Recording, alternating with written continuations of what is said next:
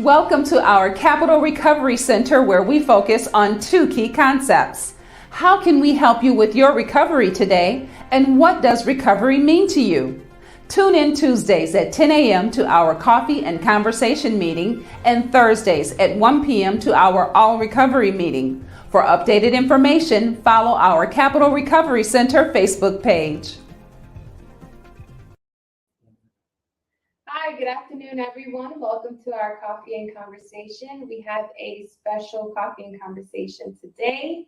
But before we get to it, we have an open house today from 5 p.m. to 8. Everyone is welcome to come in. We are at 72 North Pearl Street in Bridgeton. Please come join us. We have a couple of snacks, some food, and we have prepared an activity for anyone who would like to stop by. And so I guess I hand the mic over to Mike. Welcome everybody for Coffee and Conversation. As always, y'all know we do the recovery spotlight. When we do the recovery spotlight, that is, so we spotlight someone who has been successful in their recovery walk every first Friday of the month. So every month we have somebody that we would like to let individuals see their success.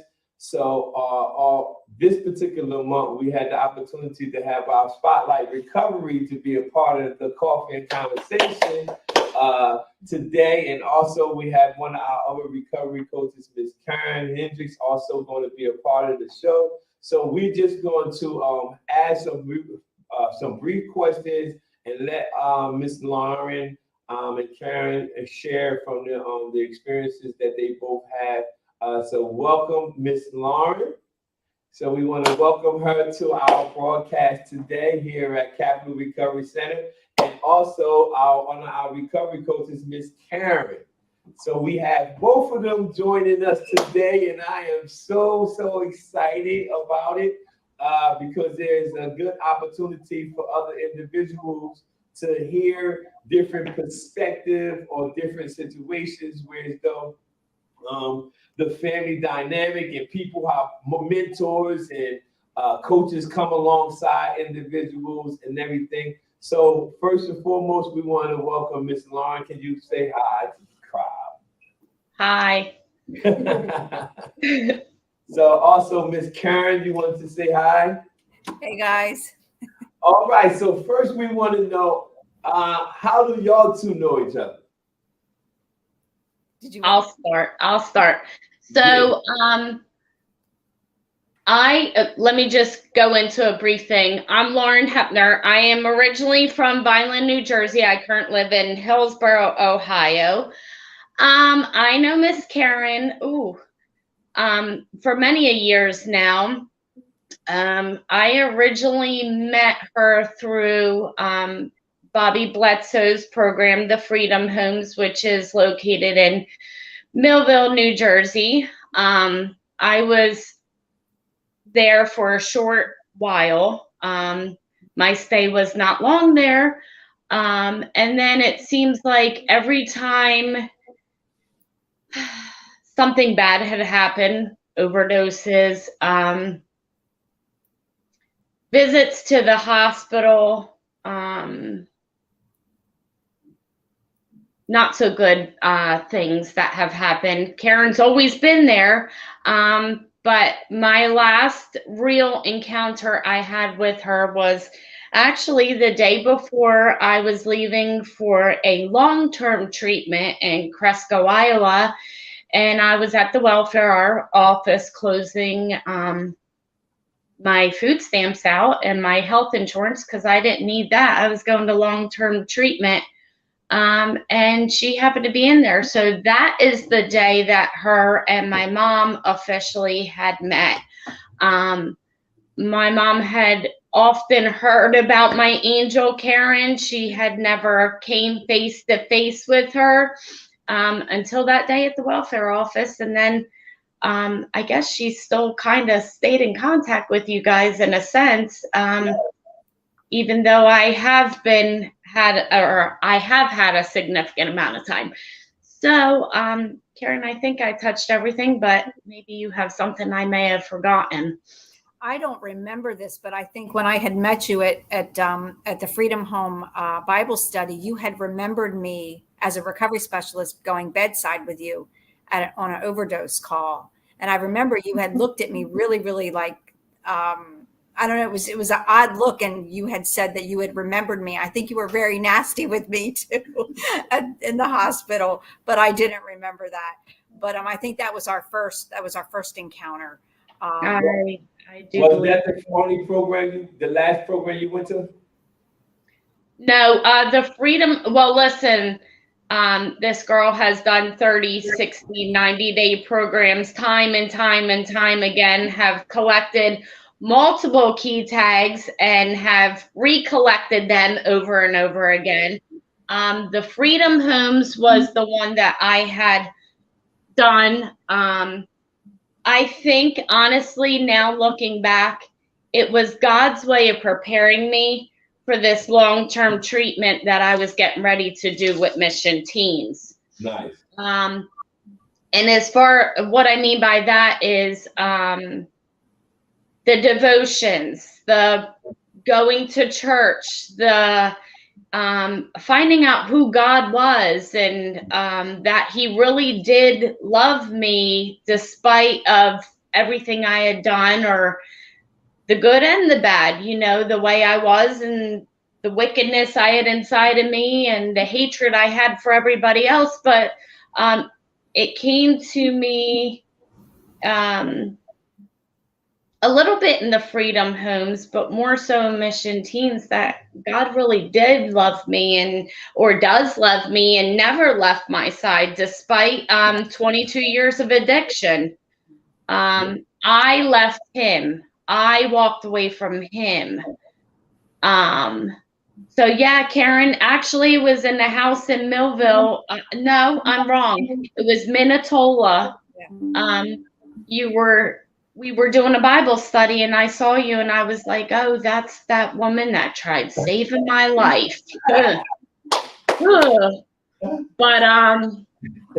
I came to realize that God sends people into your life for a reason. Maybe just for a reason in a season. It may be numerous times. We had to have a couple encounters for us to finally be where we are today. And that's me 3.5 years sober and us doing this connection together to try to reach out to people who are still struggling within the community still. So now we're on the other end of it. What do you think was the catalyst for changing your life? What you think? Like, I know you went through different programs and everything, but in my own personal life, I have literally the same thing you said, 22 years of struggling with addiction. But one of the catalysts was for me to actually go through the process of the change. I remember standing on a corner one day, and my wife usually go look for me when I was out there getting high to try to help me. She'll be riding around looking for me. And I seen her at a red light, and she looked at me, looked this way, looked at me again, and pulled off. I thought that was a catalyst, but she didn't recognize me. That's how much my features changed. She was looking for me, but she didn't know that that was me.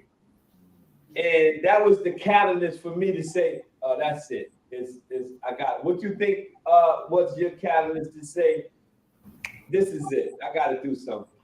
Well, I had multiple things happen to me with just in a week to 2 week span. We'll start off by saying that I was homeless on the streets, selling myself for just to get that next fix, I remember in front of East Landis Motel, a motel that I grew up a block from, and always said, oh God, those people there, they're druggies, they're nasty, they're this, they're that. I wound up being one of them. But I was digging out of a trash can right up in that corner area. And And I remember my mom riding by me and honking the horn and keep on going. And I'm like, man, she really doesn't love me. Man, how could a mother do this? I know I wouldn't do this to my son, and so on and so forth.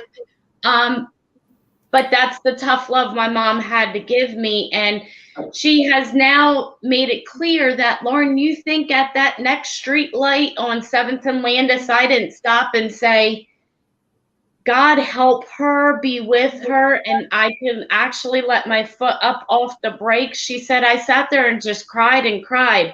That was just one of the things. I had an overdose, shot up in across the street from the post office and got down to East Landis Motel, and there I was, overdosed in that parking lot, that same parking lot that I'm talking about.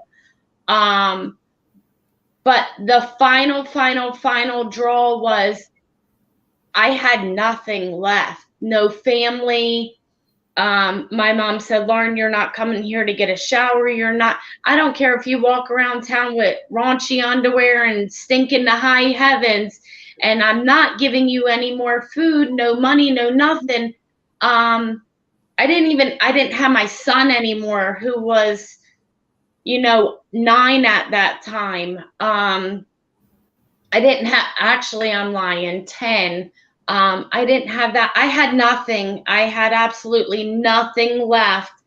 And I remember going to my mom's house and wanting to tell my mom that I had just shot this stuff up, no longer in between my toes, in between my groin, in my arms. It went straight to the head, right in this vein. I just wanted to die, and I wanted to tell her that, and I was going to reach out to her, try to get her, her attention, like, Mom, I really do need this help. And she said, Lauren, I don't have time for this now.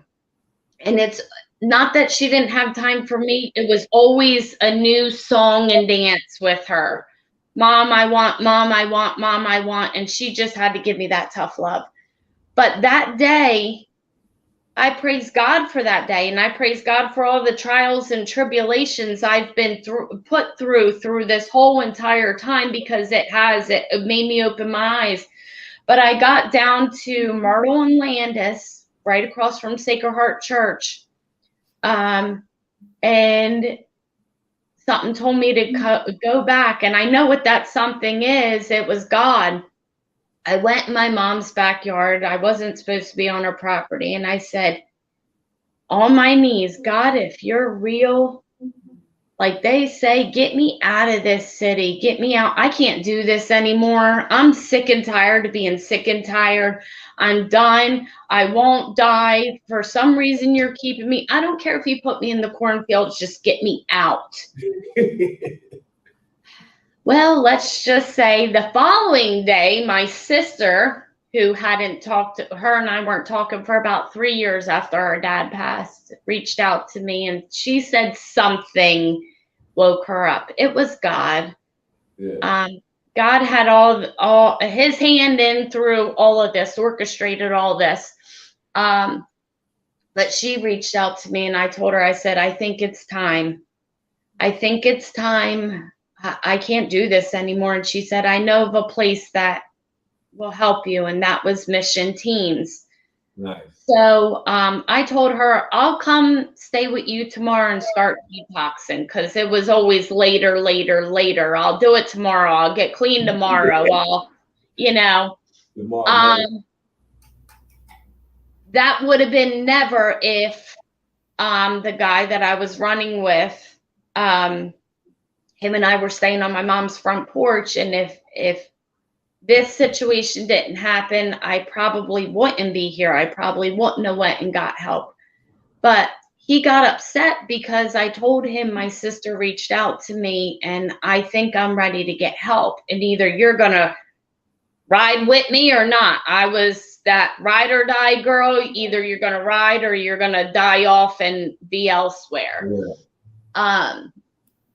He got angry and he choked me, and I kept saying, you don't want to do this. Please don't make me do this. You don't want to do this. And Let's just say if it wasn't for my mom's surveillance cameras that night, I would have been the one going to jail, because I did wind up beating the crap out of him and putting him to sleep on my mom's front porch. But the cops actually saw that he had put his hands on me first, and I was just defending myself, like every other relationship I had been in, where it was like, that was the final draw. That put the icing on the cake for me. So that night I went to my sister's, detox for 5 days, and then I was on my way to Cresco, Iowa, and I looked down out of that plane and I said, oh man, I'm in cornfields and 7 foot of snow. I can't run. There's no more running with me. And I did 4.5 months there, and I still had a lot of anger issues. Woman decided to say something about my deceased father and my behavior and how I would never get my son back, and I was going to hurt her. So it was either Lauren goes back to New Jersey or Lauren transfers. So I knew I didn't have any place to go in New Jersey but the streets, back to the streets. And I already had 4.5 months clean. I'm going to keep this journey. Yeah. So I transferred here to Hillsborough, Ohio. And when they picked me up, I was in the back seat, cracking up, laughing again. This lady says, honey, are you okay? What are you laughing at? And I said, God answered my prayers again. I'm back in the cornfields.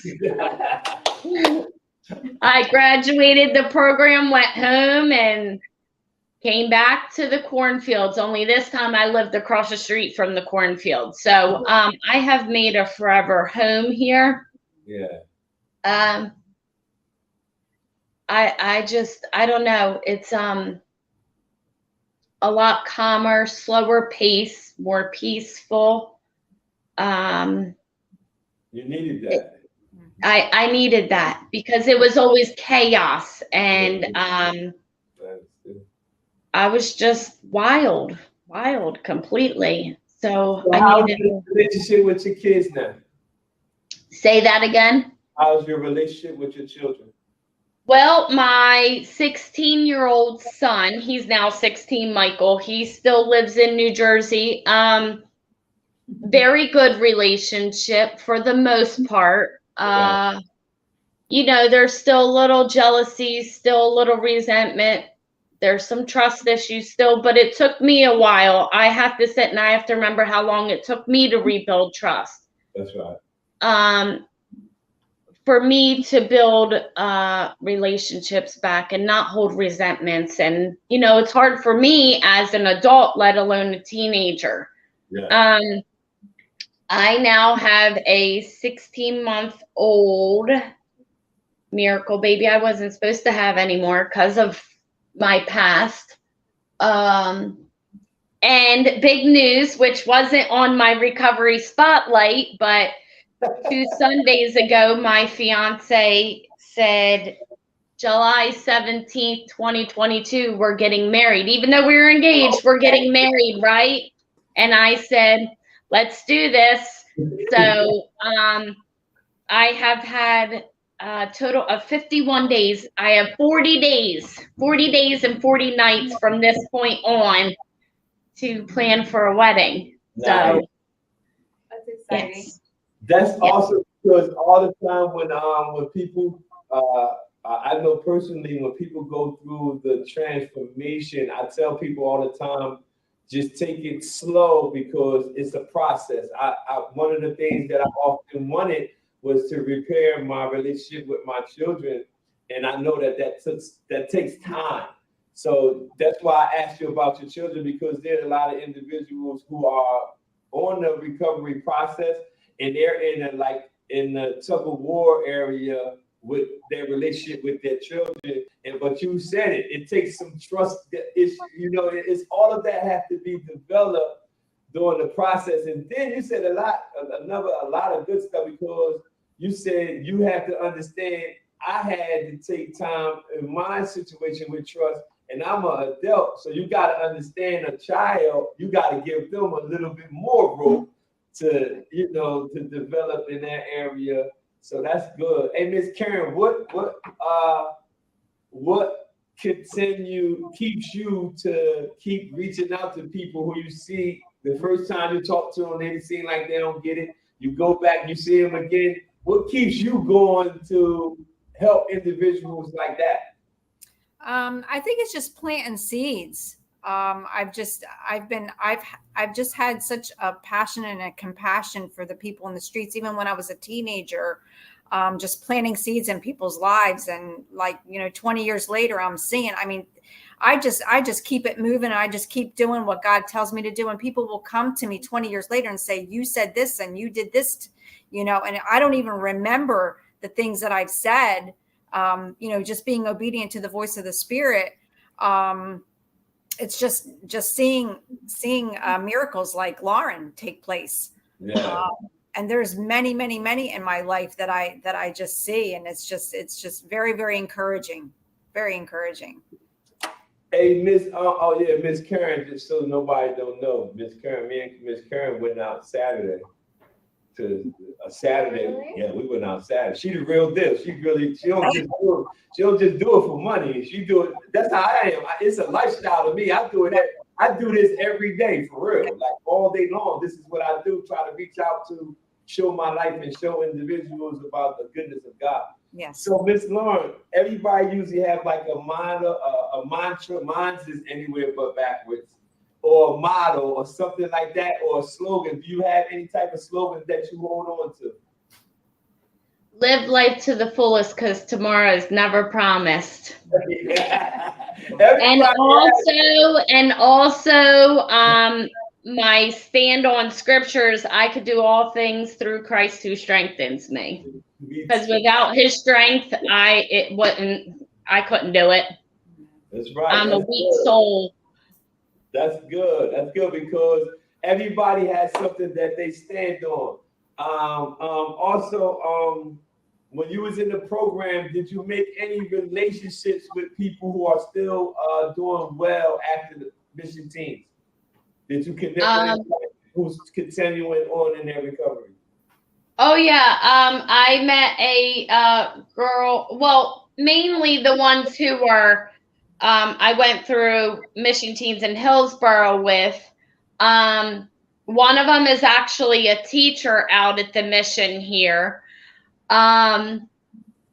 I also met a girl named Amy from Michigan who has also made a life here in Hillsborough. There's a couple people that I have really kept a relationship, but I literally live 5 minutes from Mission Teens, and I am a big donator towards them because they are a nonprofit organization. So they were super excited about getting their garden planted, the tomatoes and the pepper, even though I had to tell them not like Jersey tomato. Yeah. But I had to, I brought out some plants and donate and stuff like that. So, and I'm actually working with a church right now who they're getting ready to do kind of like, they're getting ideas and stuff, but they are really interested in doing some street ministry and handing out like bag lunches and that type of thing. And I had explained to them that that was a big thing for me when I was on the streets. Yeah. Having, number one, people come and just sit down and talk with you, but more so, and I still to this day have the pair of Nike Air Maxes. Like I said, I was barefooted, and I still to this day have that pair of Nike Air Maxes that Kathy Barrett had gave me when she had handed me a bag lunch and was ministering to me, and give me a pair of shoes all in one, short visit that you really don't. I mean, they knew what they were doing. They're just following God's voice, like Karen had said. But you just don't know how much it means to somebody that's struggling at that very given time. Even a bag lunch.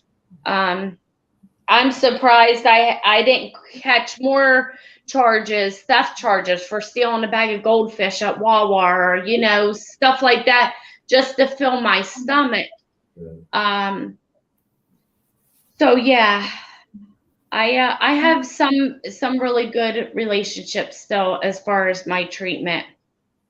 So one of the things, like you was talking about, I was going to ask you what motivates you to help others, because everybody that goes through the process of having their life change don't necessarily go back and try to help you know what I'm saying? Like, and there's nothing wrong with that, you know, because some people don't go back because that's their trigger.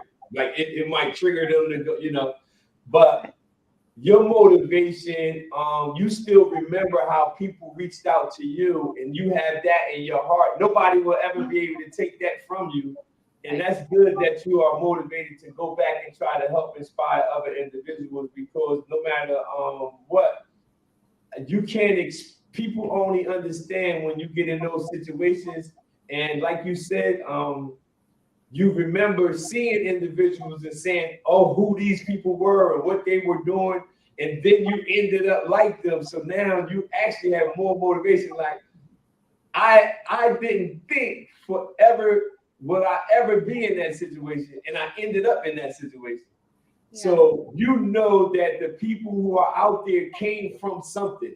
You know what I mean? They might not be in that place now, but that's good that you keep that motivation to go back. Just like Miss Karen, like all of us, we have motivation to help individuals in those areas, and you can't fake that motivation. And more importantly, when you go reach out to people like you're doing or going to plan on doing, people going to see your sincerity. They're going to smell it a mile away, like, we know you really care about us. That's how it works. Did you have any more, anything else you wanted to share that I didn't ask? No, I think I got it all. I just hope my story and me sharing and even planting that seed could help somebody else. It will. Yeah. I always wondered why God had saved me time and time and time again, overdose after overdose, and now I see, like, you know what it was? It was for me to share my story. It was for me to plant that seed. It was for me to be an angel to this little baby. It was for me to be a wife to a man who is or soon to be wife to a man who is also in recovery, who was also struggling, just like I was, you know. Yeah. So I hope my little 2 cents help somebody else. Hopefully. No, I know for a fact it will, because a person might have come across this video when nobody is telling them to watch the video. And that's how it worked with me. I would be just going through my phone and be like, looking around like, is this person around me? Because they talking to me. And I'm like, you gotta be kidding me. Is he in the how? So I know that for a fact what you're saying is going to help individuals. I'll tell you, I was just watching your reading your comments on the recovery spotlight. You got so many comments, I couldn't even keep up with all. It's so many different great things that people are saying, and people who haven't seen you, and they was like, oh my God, I didn't see her. You know, I wonder what. And it's just to see how powerful that was. Some of them was brought to tears. They was like, oh man, I can't believe it. Then some of them mentioned God. You know, it was just so much that you never know how powerful you are until you start to walk in what God really truly calls you to do. So right. I'm proud of you. Continue to walk in your success. Karen, I really appreciate working with you, and keep that heart that you have to reach out to individuals. Remember, we always planting and we always sowing, but God will get an increase. It's just awesome that when we see one person that was successful, that we was able to be a part of it, it gives us motivation to continue doing what we're doing, in spite of seeing other individuals suffer overdose. Obviously, and lose their lives to the same thing that we see somebody successful at. So again, for both of y'all, thank y'all for being on. Ms. Lauren, again, we really are happy that you are our recovery spotlight for this month. Thank you for sharing this story. Thank you. I just want to say one more thing that I never, let me go back. I never felt important. So to hear somebody say to me, and hopefully my words now, maybe someone will hear this. I want whoever, and I don't know why I'm even saying this, but I want whoever to know that you are important and you do mean something in this world. That's right. I never felt that way. And to hear somebody say that to me one time was like, wow, that is touching. I never felt that way, you know. So hopefully somebody heard that and could use that little bit of encouragement today. Miss Karen, what else you got? Give us some parting words. I don't know. Just that there's always hope. As long as there's breath in someone, there's always hope. I just, I see so many people at the Wawas, wherever I go, I'm just always just planting seeds, and just no matter how bad they look, that there's always hope. Never give up on them. Never. Yeah. And I wanted to say, if you are an individual who has been reaching out for some, or have been trying to get somebody some type of substance abuse help, try one more time. I know you probably tired of helping them. You probably said, I'm tired of going and calling for programs and everything. But I want you, or I implore you to try one more time. If you reach out to them one more time, that might possibly be the time that they totally change their lives. So if you're listening and you are a loved one and you have been helping someone and you are physically exhausted, I understand. You probably are, but try one more time to get them some help, and prayerfully they will turn their lives around as well. Again, thank all of y'all for tuning into the Coffee and Conversation. Thank you, Ms. Karen. Thank you, Ms. Lauren. And Thank you for having me. Guys, soon.